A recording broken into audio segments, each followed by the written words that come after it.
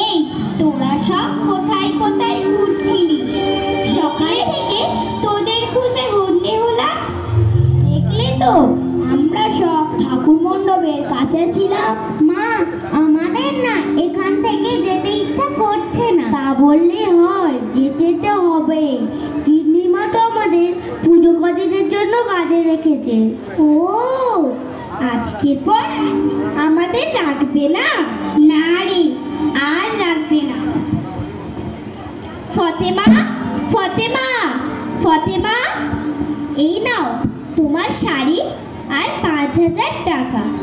তোমার ছেলে মেয়েদের তো নতুন জামা প্যান্ট আগেই দিয়েছি, তাই না? হ্যাঁ মা। আর তুমি তো আজকেই চলে যাবে। হ্যাঁ মা, আমার বাড়ির লোকটা আবার কি করছে দেখি।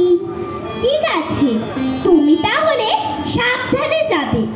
এই যাত্রায় তুমি আমাদের অনেক বড় বিপদের হাত থেকে বাঁচালে। ঠিক আছে মা, মণ্ডপে আরতি হচ্ছে, আমি ওখানে যাচ্ছি। হ্যাঁ